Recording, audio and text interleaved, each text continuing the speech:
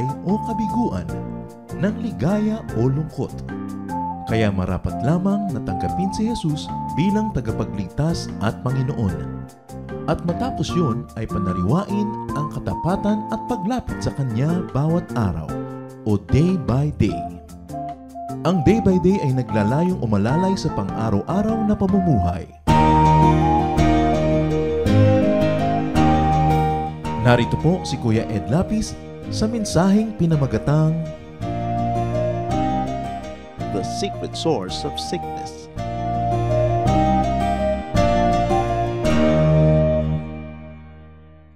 Nang panahong ngayon, ako ang namamahala sa mga inumin ng hari.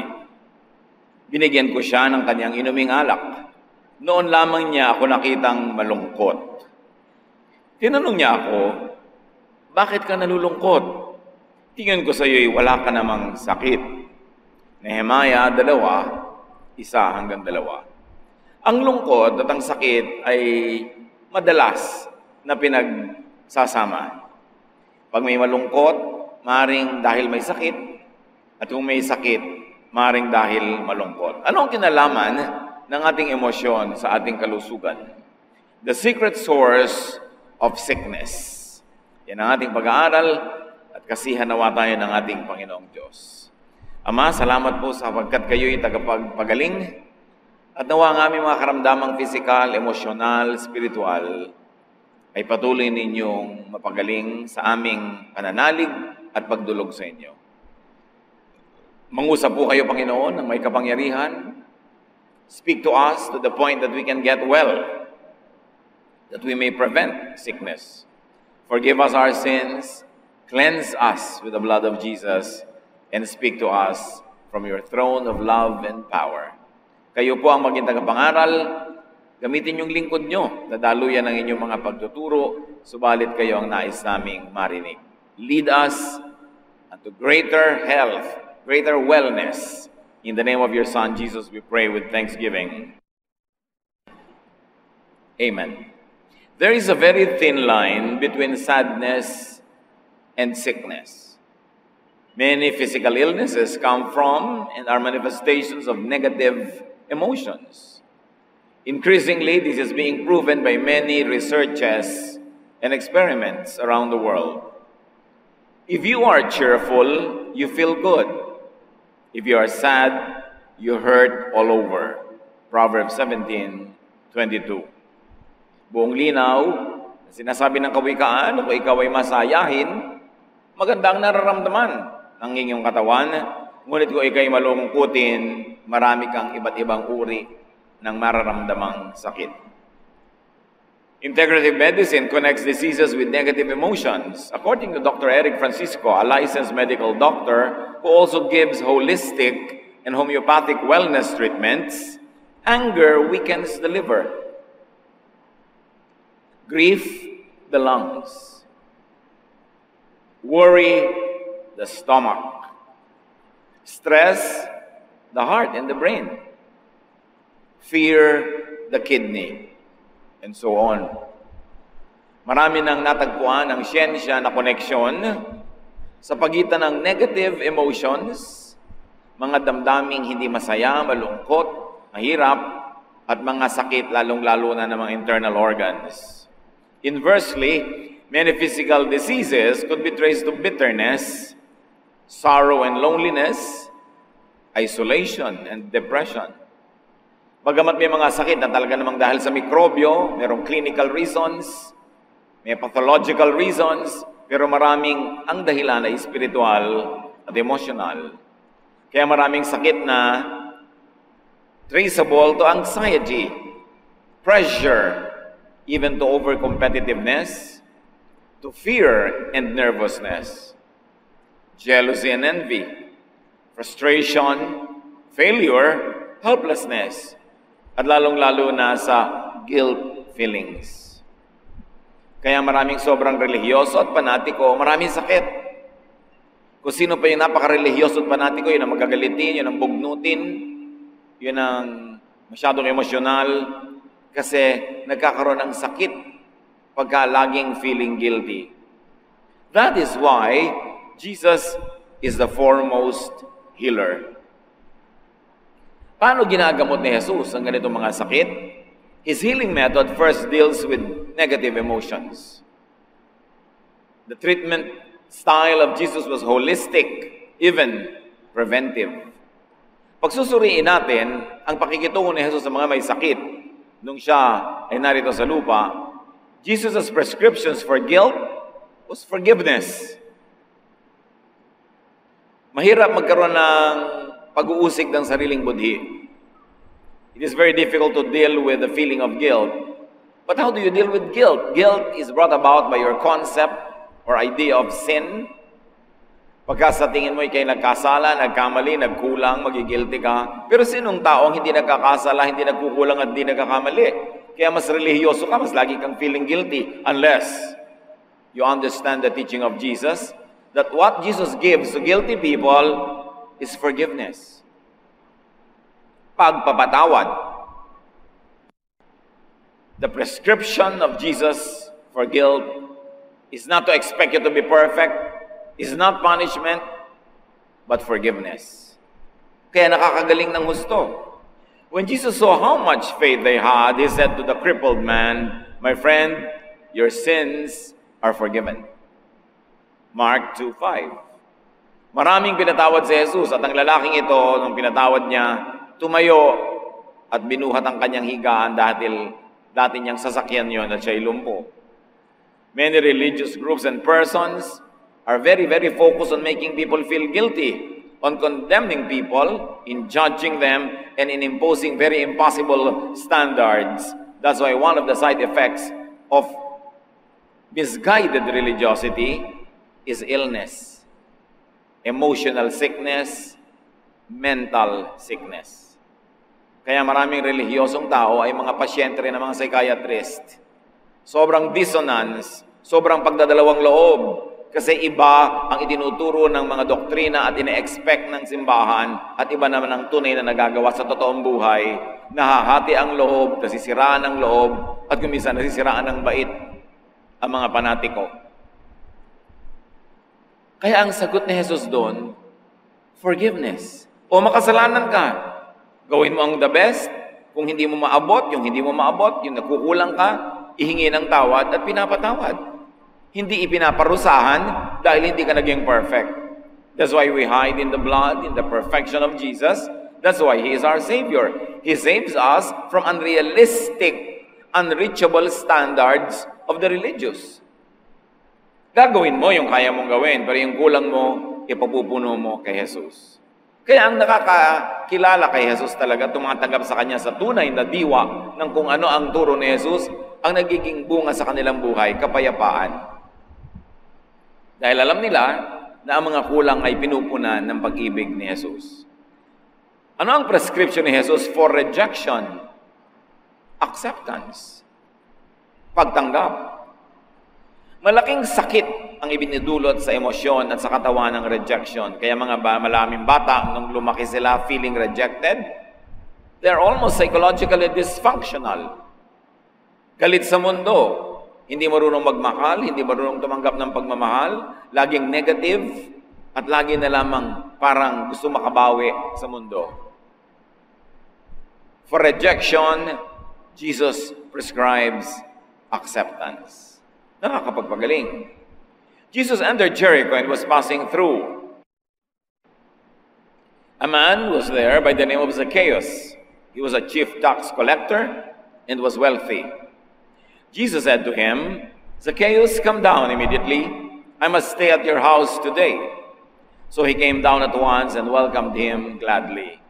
Luke 19, 1-5. Itong si Zacchaeus, outcast ng lipunan, bagamat mayamat makapangyarihan, kasi chief tax collector. His own people considered him a traitor dahil pinaglilingkuran niya ang Roman government. And of course, many tax collectors were also associated with cheating, so he must have suffered such stigma. Pero dumating si Jesus sa kanyang bayan, siya ang tinawag by name at sa kanyang bahay kumain at nagtuloy. Surely gumaling siya sa kanyang mga karamdaman, dulot ng kanyang sobrang pagkakahiwalay sa lipunan. At sabi ni Jesus, Zacchaeus, indeed, salvation has come into your house. Ano naman ang reseta ni Jesus for isolation? Yung mga sobrang hiwalay, dahil pinandidirihan, dahil itinatakwil, ang sagot ni Jesus, touch and connection. Jesus touched many lepers and even dead people he touched. Yung mga hindi hihipuin ng mga relihiyoso ng kanyang panahon, inabot niya ang kamay, hinawakan niya, hinilot niya, pinagaling niya. At ang unang gumaling sa mga yon ay ang kanilang emosyon, ang kanilang espiritu, at dutifully their bodies followed. Gumaling. Sinasabi nga nila, mind over matter. Faith over material things. Spirit over the material world. Kaya pag napagaling ka na spiritually, mahirap bang sumunod ang katawan? Jesus' prescription for being unloved, which is an epidemic, love. Napakaraming tao, ang reklamo nila sa buhay, lumaki silang hindi nakaramdam na minahal o hindi sapat ang pagmamahal na tinanggap sa magulang, sa pamilya. Kaya buong buhay namamalimos ng pag-ibig. Nachichipen din ang pagtingin nila sa pag-ibig, buong buhay bumibili ng pag-ibig if they can afford it. Kasi hindi lumaking minamahal. Ang taong hindi lumaking minamahal, ang taong hanggang ngayon hindi minamahal, kahit maraming pera, kahit maganda, kahit sikat, laging ang pakiramdam siya ay masyadong kapos, masyadong kulang. Inside every man's heart is a God-sized vacuum for love that only God's love could fill. At mahalaga na ang tao ay pinupuno ng pag-ibig. Pag ang tao ay iniibig at umiibig, mabait, magaan kasama, madaling makasundo. At marami pang mga pag-aaral sa mga ospital na mga pasyenteng masayahin ay mas mabilis gumaling. Yung mga ward na may mga masasaya kang kasama, nagkakatulungan kayong maggalingan. Pero yung katabi mo naghihingalo, yung katabi mo dito nag-aawa, yung katabi mo doon nagkakagulo, nagpapanik, pati ikaw lumalala. Natural, you react to your environment. At ang sagot ni Lord sa maraming epidemic of being unloved is love. Jesus loved all types of unloved and unlovable people. Mga latak ng lipunan, mga reject, yan ang kanyang mga minahal. The Jesus crowd was a very interesting one. It was composed of women with dark and checkered pasts. It was composed of children that were not regarded as important during his time. It was composed of tax collectors and sinners and all kinds of Gentiles. That is the Jesus crowd. Because these people that never found acceptance or love or affirmation elsewhere found all those in Jesus and they all got well. At ang sagot ni Jesus for aloneness, fellowship. Merong isang taong inalihan ng masasamang espiritu, pinatira na ng mga kamag-anak niya sa libingan ng mga bangkay, wala nang nakikipag-usap, sinadya ni Jesus yun, pinuntahan niya, at ang taong yon gumaling. Gumaling ang katawan, gumaling ang isip, gumaling ang emosyon. Jesus visited the demon-possessed man and even asked for his name. Sabi niya, what is your name? Very personal. When you ask for a name, you want to be connected. You want to know the person and you want to be known by that person. And within that day, that evil-possessed and demon-possessed man got well. He was delivered. For dissatisfaction and unfruitfulness, the answer of Jesus is honorable work. Fruitfulness in God's vineyard. Pati sila Pedro, nasa kalagitnaan na marahil sila ng kanilang panahon, mga middle-aged fishermen, binigyan ng Panginoon ng bagong vocation, bagong kahulugan, bagong sigla. Jesus said to them, "Come with me, I will teach you how to bring in people instead of fish." Matthew 4:19. At ang pinakamaraming biktimang tao sa panahon ni Jesus at sa marami rin namang panahon, yung sobrang aping-api, controlled na control, taling-tali ng religion. And for captivity to the law, the prescription of Jesus was very revolutionary. Freedom. Sa dinami-rami ng mga batas na hindi na mga sunod-sunod, hirap na ang mga tao, kahit anong pagsisikap, kulang at kulang, hindi sinabi ni Jesus na basta sumunod kayo. Jesus warned them, watched out, guard against the yeast of the Pharisees and of Herod. Pinag-ingat niya ang mga tao sa sobrang mga utos, at yan sinabi niya sa Mark 8:15. Sa utos ng mga relihiyoso. One of the teachers of the law of Moses came up and asked him, what is the most important commandment? Jesus answered, you must love God with all your heart, soul, mind, and strength. The second most important commandment is this, love others as much as you love yourself. Mark 12:28-31. Sa dinami-rami ng mga kautusan na napakahirap sundin, nakakapang-alipin na, nakaka-stress, at nagbibigay ng napakaraming excuse sa religious leaders para mangusig, mangtiwalag, mangapi ng mga taong karaniwan na natural nagkukulang dahil tao lang at napakataas talaga ng requirement ng religion, hindi inutusan sila ni Jesus na patayin nyo at gasgasin nyo ang sarili nyo sa pagsunod. Ang sabi niya, pag-ingatan ninyo ang mga itinuturo sa inyo ng mga religious leaders na yan. At ganun din naman, ang tunay at pinakamahalagang commandment ay love. Love God. Love others as you love yourself. Kasama sa turo ni Jesus yung love yourself. Mahalin mo ang sarili mo. Tulad ng sinasabi ni Solomon, mag-enjoy ka sa buhay. Do the most good. Minimize pain. Maximize pleasure. That is what life is all about. Hindi katulad ng itinuturo ng mga religious leaders na puro pagtitiis, pagtitimpi, puro pagpipigil sa sarili kahit sa mga bagay na pwede naman at dapat naman at maganda namang gawin. Pagpapalaya ang ibinigay ni Jesus. Kaya nung tinawag siya kung anong pinakamahalagang batas, hindi yung napakahihigpit ng mga batas ang sinabi niya. Ang sabi niya, eto, love God, love others, love yourself. No more law except love. When will the church understand this? Romans 6:14. Napakalino ng pagkaunawa ni Pablo at pagtuturo din niya. For sin will no longer be your master because you are not under the law but under grace. Pag may law at hindi mo nasunod, guilty ka, master mo ngayon yung law at yung guilt mo. Pero sabi ni Pablo, wala na kayong amo. Pinalaya na kayo ni Jesus. Kayo ngayon ay under grace. Ang umiiral ay ang kabaitan, pag-ibig, kabutihan ng Diyos, hindi ang kasungitan ng inyong mga batas, ng inyong mga kaugalian. Kailan i-implement ng mga so-called Christian churches yung itinuro ni Jesus that love is the only law that remains and that people are no longer under those laws, but they must enjoy God's grace while doing everything to love God, love others, and love themselves.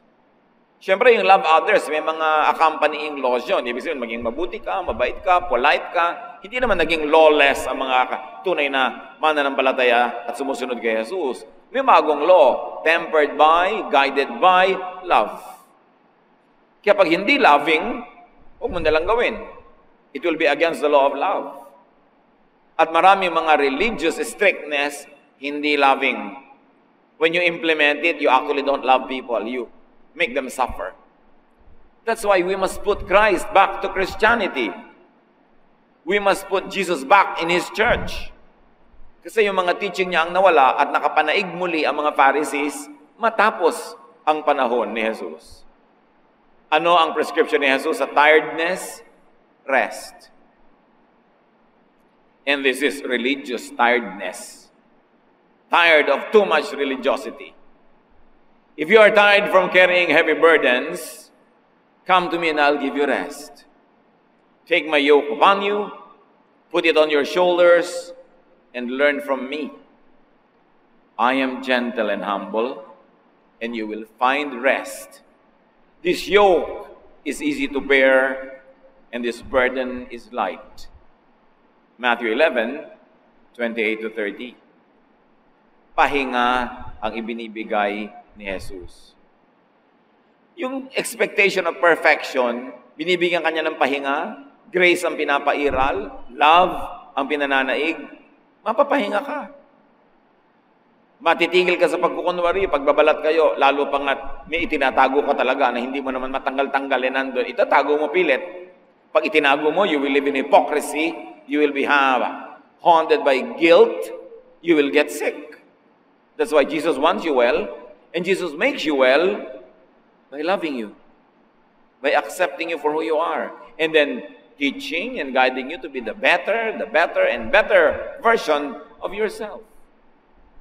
Marami pa mga tao, mga sakit ng kalooban nila galing sa pag-iinsulto sa kanila, pagbabaliwala, pagmamaliit ng iba. And for depreciation, Jesus gives appreciation and affirmation. The Canaanite woman got what he needed from the Lord, although she was not a Jew. The Roman officer who wanted Jesus to heal his servant got what he wanted. When Jesus heard this, he was so surprised that he turned and said to the crowd following him, I tell you that in all of Israel, I have never found anyone with this much faith. Many will come from everywhere to enjoy the feast in the kingdom of heaven with Abraham, Isaac, and Jacob, but the ones who should have been in the kingdom will be thrown out into the dark. They will cry and grit their teeth in pain. Then Jesus said to the officer, You may go home now. Your faith has made it happen. Right then, his servant was healed. Matthew 8, 10-13. Sabi ni Jesus sa Roman officer na ito, o sige, pumunta tayo sa bahay niyo para mapagaling ko ang servant mo na inilalapit mo ngayon sa akin. At sabi ng Roman officer, huwag na po kayong pumunta, hindi na kailangan. Sabihin niyo lang na gumaling siya, gagaling siya. At sabi ni Jesus, iba ang pananalig ng taong ito. Sa buong Israel na sinuyod ko't pinuntahan, wala akong nakitang ganitong uri ng pananampalataya.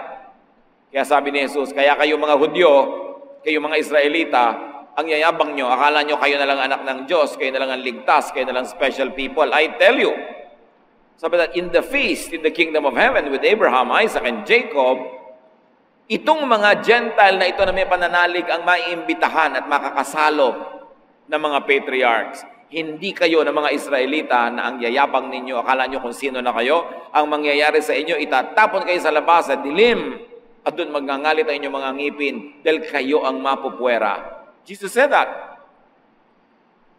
Hindi kinonsinti kailanman ni Jesus yung ugali ng mga Israelites na sobrang ethnocentric. Sobrang sila lang ang tama, sila lang ang special, sila lang ang anak ng Diyos. Laging itinuwid yan ni Jesus. Marami siyang pinagsabihan ng ganyan. At hinangaan niya ang pananalig ng mga Gentiles na dinaig ang pananalig ng mga legalistic and religious people of His time. So to pride and arrogance, Jesus prescribed moderation and humbling. Laging may balancing act. Jesus then said, so it is, everyone who is now first will be last, and everyone who is last will be first. Referring to the nation of Israel, akala nyo kayo first, you will be last. At akala nyo yung mga Gentiles last, they will be first because they exhibit better faith. Kaya huwag tayo masyado maging tagahanga ng mga Israelites noon, ngayon o bukas. Ang hangaan natin si Jesus, ang hangaan natin ay pananalig ng sino mang nananalig sa Kanya, Gentile man yun o Jew. Huwag tayong magbulag-bulaga na blindly, lagi kayong kakatig, kakampi sa Israel, ano man ang isipin at gawin nila ngayon. Kahit si Jesus, itinuwid sila at sinabi, marami sa kanila hindi makakasalo doon sa piging sa kalangitan. Do not be blinded by people who use religion for political ends and would like to drag all the believers of Jesus into many political wars happening in the world now. Ang kakampihan ninyo ang katotohanan ng kabaitan, ang pagiging maka-Jesus, hindi ang nationality ng sinuman. Even Jesus corrected that. Ano pa ang prescription ni Jesus for dishonor? Honor. Yung babaeng nilalait-lait ng mga tao dahil nagbuhos siya ng pabango kay Jesus, babaeng mukhang merong madilim na nakaraan, yun ang binigyan nila ni Lord ng karangalan. Some of those present were saying indignantly to one another, Why this waste of perfume? It could have been sold for more than a year's wages and the money given to the poor. And they rebuked her harshly. Leave her alone, said Jesus. Why are you bothering her? She has done a beautiful thing to me. The poor you will always have with you, and you can help them anytime you want, but you will not always have me. She did what she could. She poured perfume on my body beforehand to prepare me for burial. Truly I tell you, wherever the gospel is preached throughout the world, what she has done will also be told in memory of her. Gustong pagalitan ng mga nakaaalam yung babae sa pag-aaksaya daw ng pabango at binuhos kay Jesus. Sabi ni Jesus, huwag niyong masamay ng ginawa niya. Saan man ituro ang ebanghelyo, gugunitain siya at pararangalan dahil gusto ko ang ginawa niya. Napakahalaga na makita natin ang mundo sa pananaw ni Jesus, magawa natin ang mga dapat gawin ayon sa kautusan at turo ni Jesus. Ano ang kanyang prescription for weakness? Empowerment. One of the most disempowered sectors of society during his time were women. Minamaliit, inaapi, kinakawawa, inaabuso. But the Lord gave a lot of affirmation to women. He surrounded himself with women in his ministry. They were given very important roles. In fact, when the Lord Jesus went from Galilee to Jerusalem to meet the cross, his fate on the cross, his destiny on the cross, women accompanied him. It was the women who never left him. Nagpulasan ng kanyang mga lalaking disipulo, nagtakbuhan na wala. Ang mga babaeng nanatiling nanindigan sa tabi ni Jesus hanggang doon sa paanan ng krus, hanggang siya ilibing. Kaya sila ang nakakaalam kung saan inilibing si Jesus. Kaya naman di katakatakag sa mga babae na nagpakita ang Panginoong Jesus nung siya'y bumangon mula sa kamatayan. Kasi sila yung matatapang na nandun. The women who had come with Jesus from Galilee followed Joseph and watched how Jesus' body was placed in the tomb. Luke 23:55. Jesus empowered women as he empowered the weak. Even the weak who are sinners, religious outcasts, children, foreigners, tax collectors, yun ang mga tao sa Jesus crowd. Yun ang mga taong tunay na nangangailangan ng pag-ibig ni Jesus. Kaya si Jesus ay hindi naubusan ng tagasunod dahil sa dami ng nangangailangan ng pagpapatawad, ng pag-ibig, ng walang patakarang pagtanggap, tulad din natin ngayon. Jesus went all over Galilee, teaching in the Jewish meeting places and preaching the good news about God's kingdom. He also healed every kind of disease and sickness. Matthew 4:23. At alam natin ang pagpapagaling ni Jesus, inuuna ang damdamin ng tao. Matapos niyang lagyan ng pagkain ng kanilang sikmura, which is more urgent, but not necessarily more important. Some women had been healed of evil spirits and all sorts of diseases. Nakita natin, spirit muna, bago sinasabi yung diseases. One of the women was Mary Magdalene, who once had 7 demons in her. Luke 8:2.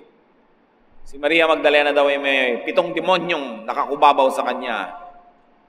Anong iisipin natin?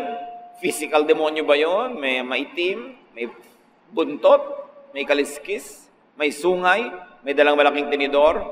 O are those demons depression, grief, bitterness, fear, anxiety, isolation, all solved with Jesus' acceptance and unconditional love? Talaga naman kahit kayo nakasimangot, may mag-text lang sa inyo na crush nyo, kung may karapatan pa kayo magka-crush. Di ba? Gumaganda ang bukas ng iyong mukha, sumasaya ka. Isa lang yung tao, isang text lang. Kaya pa bebe-bebe ka para hele-hele sa'yo. Sasaya ka na. Pero yung taong mahal mo, nag-hi ka, hindi ka sinagot, maghapon ka, Biyernes Santo. Iba ang nagagawa ng pag-ibig. Kaya yung mga umiibig, makikita niyo yung mukha, nakangiti kahit tulog. Uy, in love ka, di ba? Madaling malaman. Nakakapagpagaling talaga. At madaling utangan niya mga in love. Madaling ipaglalaba ka pa, gusto mo, paglilinis kita ng bahay, kasi masaya. Ang tao pag masaya, yung katawan niya magaan. Pero pag malungkot siya, kahit kainin niya lahat ng bitamina, masarap na pagkain, wala, mabigat ang lahat. Alam niyo ni Jesus, at gano'n siya magpagaling. So sa kasaysayan, Jesus first fed physical hunger. Susunod-sunod, bubuntot-buntot sa kanya mga tao, wala namang baon. Nung nagugutom na, pinakain na ni Jesus. But then, He fed emotional hunger and healed negative emotions by gathering people in an atmosphere of forgiveness, acceptance, love, and fruitfulness. Yun ang church. Yun ang fellowship. Yun ang Jesus crowd. Nagsasama-sama kayo para umira lang pagmamahala, ng pag-unawa, ang pag-ibig, ang pagtanggap, pagpapatawad, at pagiging mabunga sa mabubuting gawa. Tingnan ko naman kundi kapag umaling, pag ang mga ito ay naranasan. Lalakas ang iyong loob, mabubuo ang iyong loob, papanatag ang iyong loob, gaganda ang iyong niloloob. Kaya pati ang labas, ang katawan, gaganda. Yung mga kauna-unahang Kristiyano, paano ba sila nagmahalan? Bakit sinasabing ang daming gumagaling, ang daming pinaghihimalaan, maraming demonyong pinapalayas? They devoted themselves to the apostles' teaching and to fellowship, to the breaking of bread and to prayer. Everyone was filled with awe, and many wonders and signs performed by the apostles. All the believers were together and had everything in common. They sold property and possessions to give to anyone who had need. Every day they continued to meet together in the temple courts. They broke bread in their homes and ate together with glad and sincere hearts, praising God and enjoying the favor of all the people. And the Lord added to their number daily those who were being saved. Acts 2:42 to 47. Yan ang atmosphere na nakakapagpagaling o nakakapagpalayas ng sakit o nakaka-prevent na dumating ang sakit. Pagmamahalan, kasiyahan, positive emotional environment, which should be the environment in our homes, in our workplaces, in our churches. Kaya marami mga tao, di ba, may physical exam bago ka makuhang empleyado. So may katunayan na nung pumasok ka sa kumpanya, healthy ka.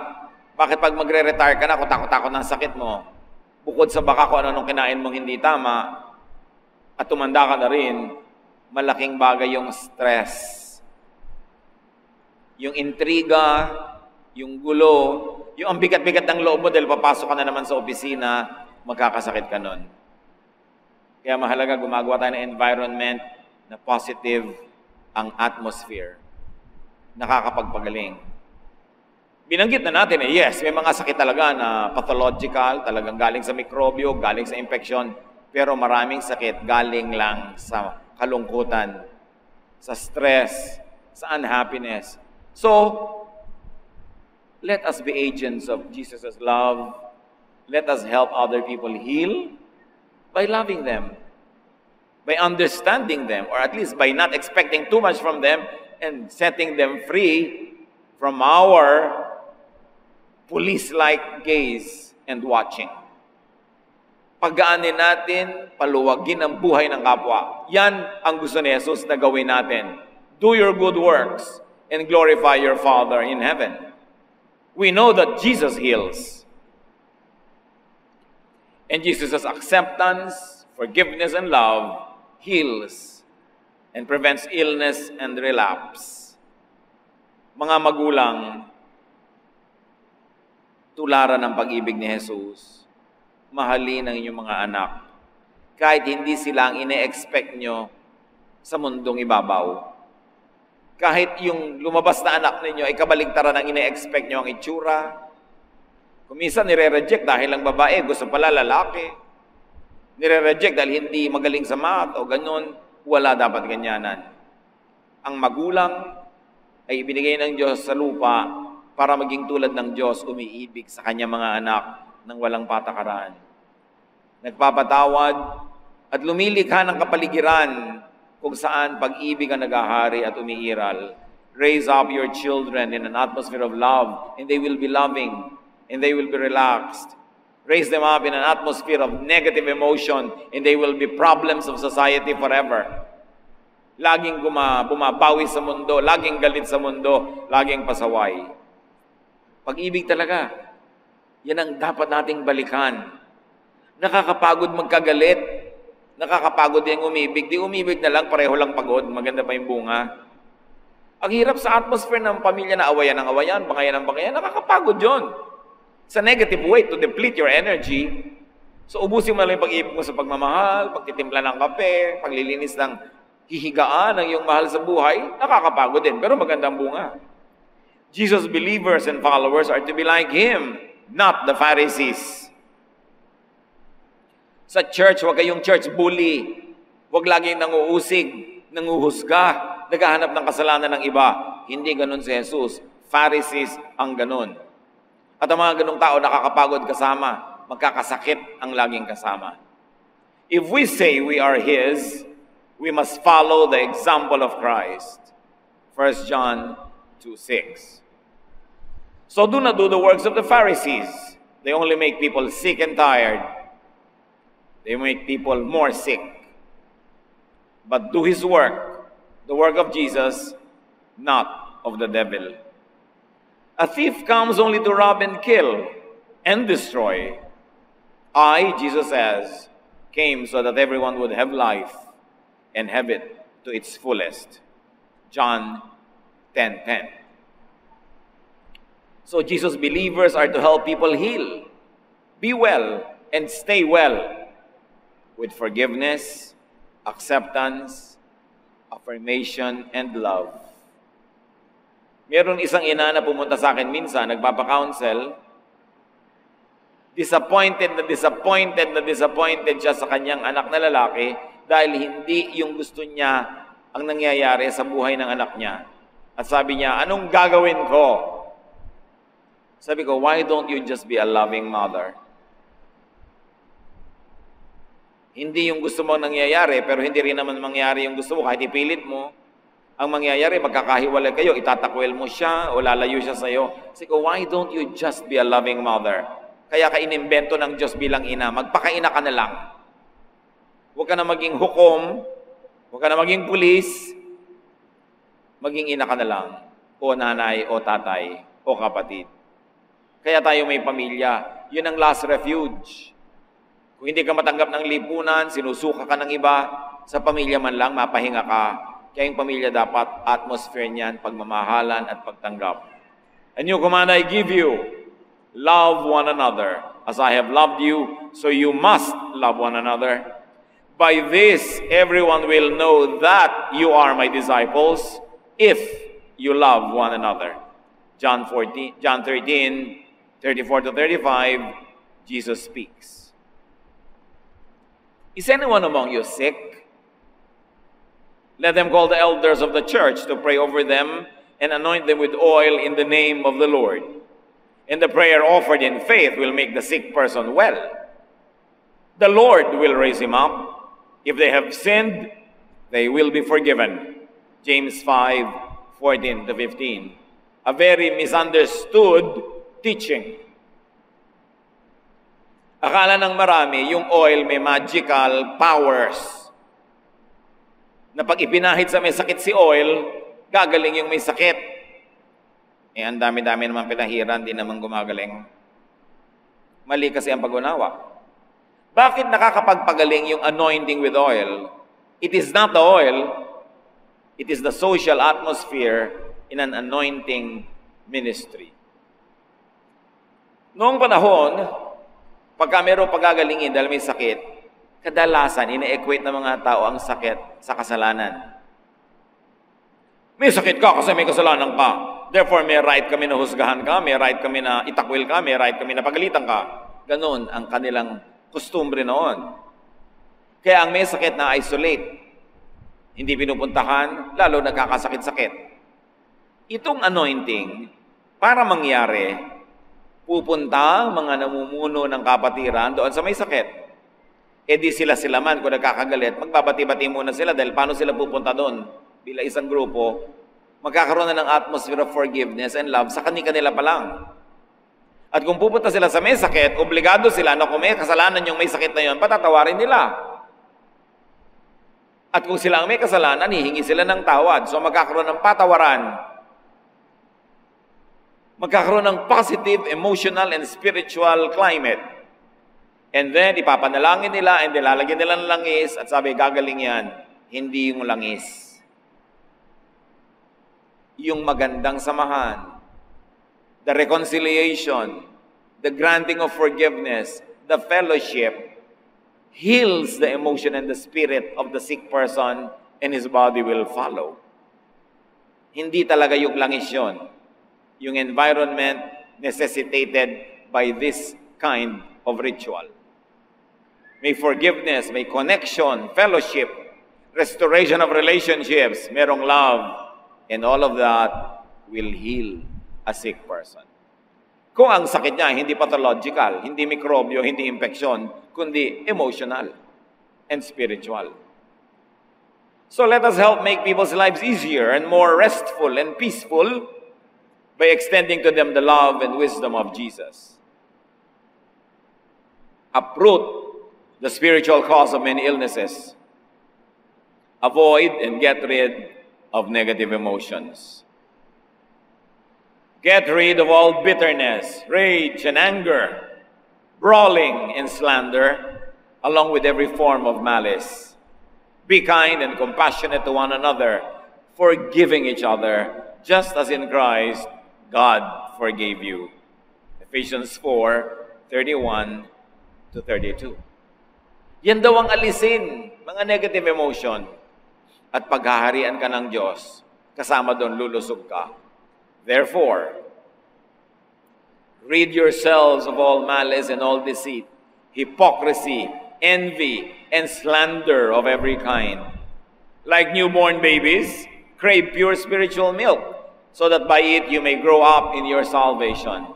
Now that you have tasted that the Lord is good. 1 Peter 2:1-3. Tanggalin sa sistema ang lahat ng uri ng bulok na emosyon. Hangarin ang tunay na pagkaing espiritual, lalo ngayong natikman nyo na kung gaano kabuti ang Diyos. So do not harm and do not hurt people with words, with bad manners and evil deeds, with rejection, with too much expectations and burdens. Do not harm people with criticism, judgment, condemnation, and guilt. You would be a healer if you did that. You would do a Jesus, you will make people well. Because love heals. Therefore, love people, help people heal with love. Uproot the secret source of sickness. It is spiritual and emotional poverty. Be happy. Make other people happy. That is a great ministry. And allow others to be happy. Pag may masaya, hayaan nyo. Lalo't wala kayo sa mood. Kung minsan naiinis ka sa masaya, makisaya ka na lang. Imbes mag-killjoy ka pa, baka pati ikaw gumaling na rin. Alamin natin ang pamamaraan ni Jesus. Kasi ang pamamaraan niya, yun talaga ang epektibo. Pag-ibig, pagmamahal, pahinga, at tayo magagalingan sa napakarami nating mga sakit. Sakit ng emosyon, sakit ng espiritu. Ama namin, salamat dahil kayo'y manggagamot. Buksan niyo ang aming mata para pati ang physical and scientific medicine magamit sa pagpapagaling ng buong katauhan na kasama ang katawan, ang espiritu, at ang emosyon. Teach us to be healers, and we submit ourselves to your healing ministration. Pagbulay-bulayan natin ang halaga at kahulugan nito sa ating mga buhay. Lord, as your people sit still and remain silent before you, give each one a very practical application of this teaching that we ask you to give us today.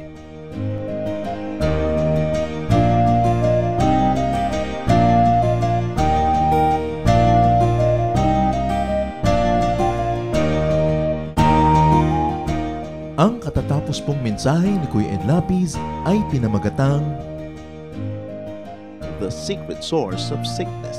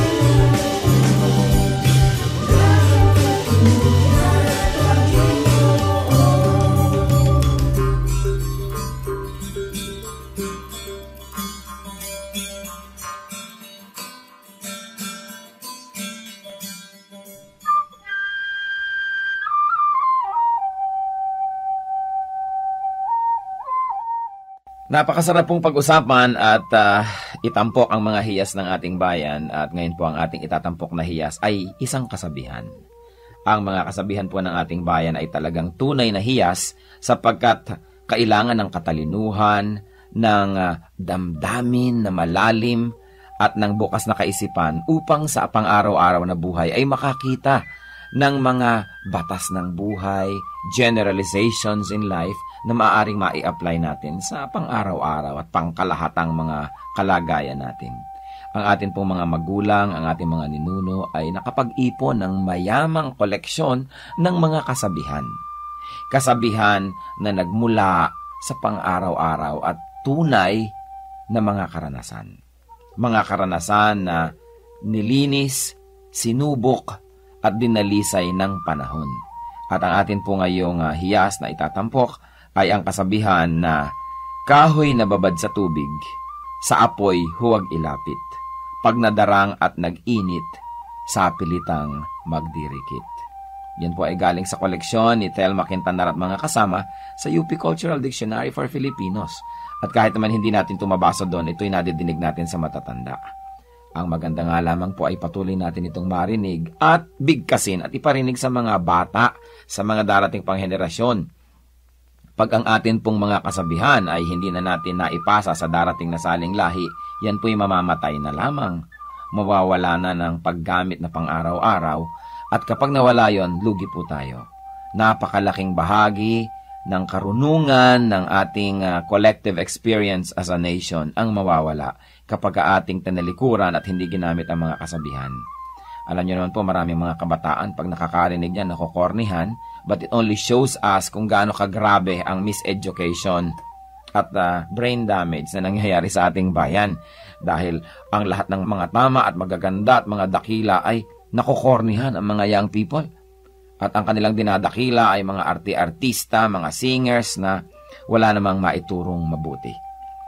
Ang atin pong kasabihan, kahoy na babad sa tubig, sa apoy huwag ilapit. Pag nadarang at nag-init, sa pilitang magdirikit. Ano po ang mga maaari nating mahalaw na mga katuruan dyan? Una, walang taong hindi pwedeng matukso. Hindi mo pwedeng sabihin, yung taong yan matibay, pwedeng iharap talaga yan sa tukso. O yan, naku, laki sa Sunday school. O laki yan sa Biblia, laki yan sa simbahan. Matibay yan. Maging ang pinakamatuwid na tao ay susuko at matatalo ng tukso kung ito ay laging haharap sa tukso at bababad sa tukso. Napakaganda po nung metaphor na ginamit. Babad nga naman sa tubig ang kahoy at basang-basa.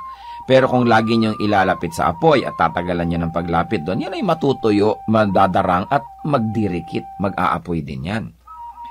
Kaya huwag po tayong pakasisiguro. Sabi rin nga sa Bible, ang tao daw na kung kailan sa palagay niya ay napakatibay niya, napakagaling niya, kung kailan sa palagay daw niya ang tao ay hindi matutumba ay doon mag-ingat sapagkat malapit siya sa pagtumba. Napakahusay po ng pag-observe ng ating mga ninuno sa tunay na buhay at sa kalakaran ng buhay upang masabi na kahoy na babad sa tubig, sa apoy huwag ilapit. Pag nadarang at nag-init, sa pilitang magdirikit. Huwag po natin i-overestimate ang kakayahan ng kapwa natin na manindigan laban sa tukso. Kaya iiwas po natin ang ating sarili, ang ating mga mahal sa buhay, sa mga sitwasyon na maaari silang matukso.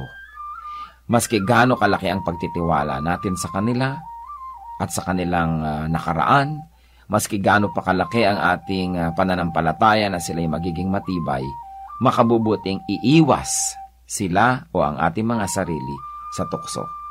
Hiyas ng ating bayan, kasabihang, kahoy na babad sa tubig, sa apoy huwag ilapit.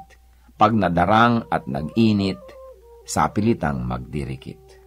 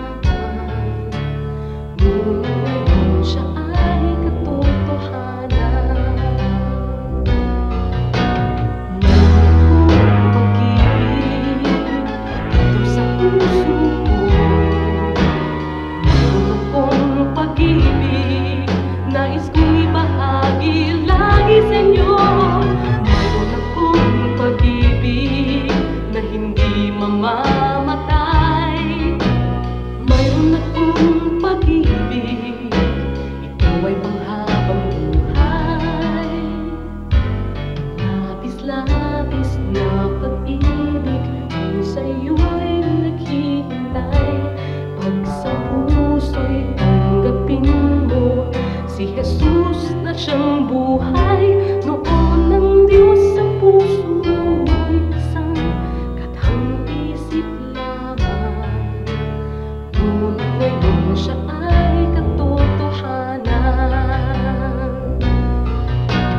Mayroon akong pag-ibig dito sa puso ko.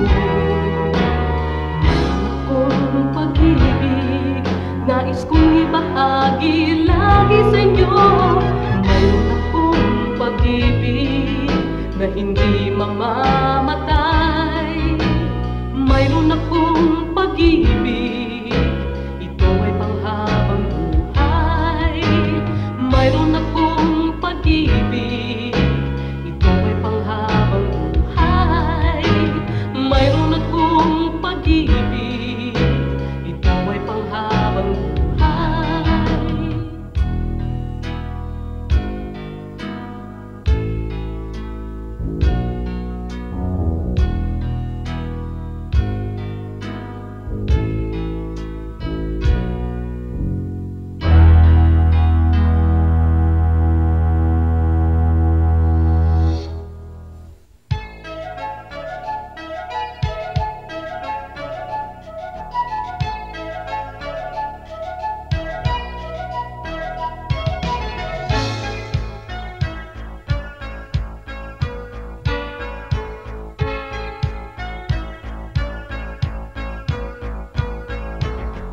Ang nais mo'y kakalakan, kay Jesus matatagpuan.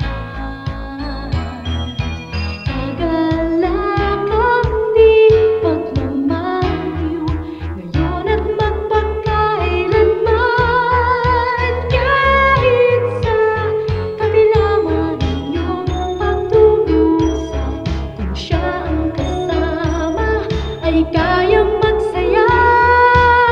Kagalakan ng puso ay makakantang pag si Kristo sa buhay. Ang iyong paglingkuran kay ganda ng mundo, kung malalaman mo na siya'y laging nagmamahal sa'yo.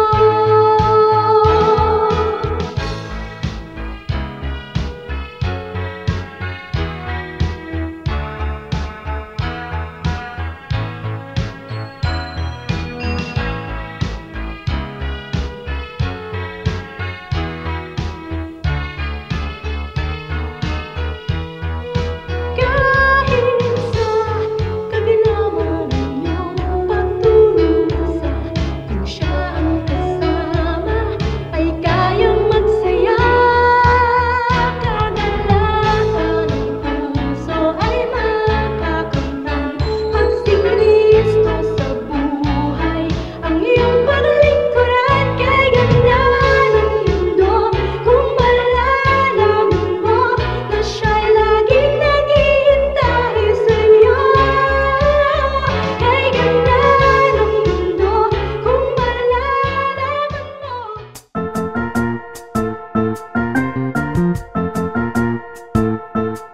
Oras na po para pansamantalang magpaalam ang programang Day by Day. Tayo po'y magsama-sama tuwing ika-6 hanggang ika-7 ng umaga, araw-araw. Magandang umaga po at mabuhay ang Panginoong Hesus!